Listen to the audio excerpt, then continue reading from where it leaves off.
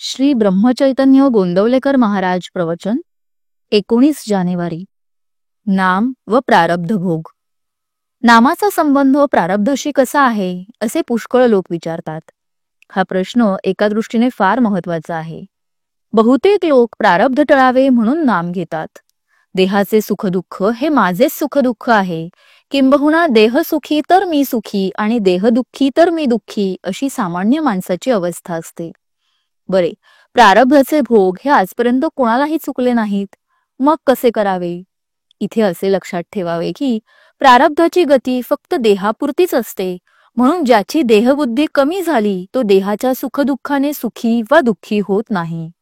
नामाने देहबुद्धी कमी होते, म्हणून नामात राहणारा मनुष्य प्रारब्धाचे भोग भोगीत असताना देखील आनंदात असतो. नामाच्या आनंदापुढे त्याला प्रारब्धाची किंमत राहत नाही. नामाचे सामर्थ्य फार विलक्षण आहे. पूर्वी घडलेले अपराध नाम नाहीसे करते. वया गेलेल्या माणसांना नाम तारते. नाम हा सर्व प्रार्थनांचा, सेवेचा, पूजेचा राजा आहे. आनंदमय अशा भगवंताचे सानिध्य नामाने लाभते आणि त्याची कृपा व्हायला वेळ लागत नाही. किंबहुना ज्याच्यावर भगवंताची कृपा होते त्याच्याच मुखात नाम येते. सर्व काळी, सर्व ठिकाणी, सर्व अवस्थांमध्ये कोणालाही करता येण्यासारखे नाम हेच एक साधन आहे. नामाला उपाधी अत्यंत कमी असल्याने निरुपाधिक भगवंताशी नाते जोडायला नामासारखे साधन नाही. खरोखर किती प्रकारांनी तुम्हाला मी सांगू. अखंड नामात राहणे यालाच मोक्ष म्हणतात. अखंड नामात जगणे यालाच पराभक्ती म्हणतात. जो नामात अखंड गुंतला त्यालाच संत म्हणतात.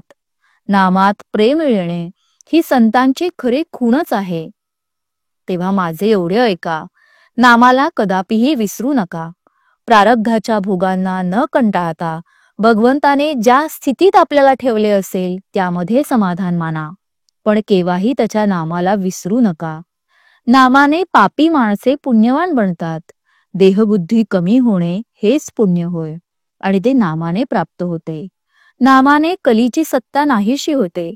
वाईट किंवा विषयाच्या वासनेने बुद्धी भ्रष्ट करणे हेच कलीचे मुख्य लक्षण होय. त्याच्या मुळावर घाव घालण्याचे काम नाम घेतल्याने होते, म्हणून नामधारकाला कलीची बाधा नाही आणि प्रारब्धाची क्षिती नाही. नामाने पुण्यशरीर बनते. ज्याच्या अंतरात नाम असते तेथे भगवंताला यावे लागल्याने त्याच्या शरीरात सत्वगुणाची वाढ होते आणि तो पुण्यवान बनतो. देह प्रारब्धावर टाकून आणि आपण त्याहून निराळे राहून जे होईल त्यात आनंद मानावा. भोग प्रारब्धाने येतात असे म्हणण्यापेक्षा ते भगवंताच्या इच्छेने येतात असे म्हटले की समाधान मिळेल. बोधवाक्य: भगवंताला स्मरून काम करीत असताना जे योग्य दिसेल ते त्याच्या इच्छेनेच आहे असे समजून काम करावे. जो असे करील त्याला समाधान झालेच पाहिजे. जय श्रीराम.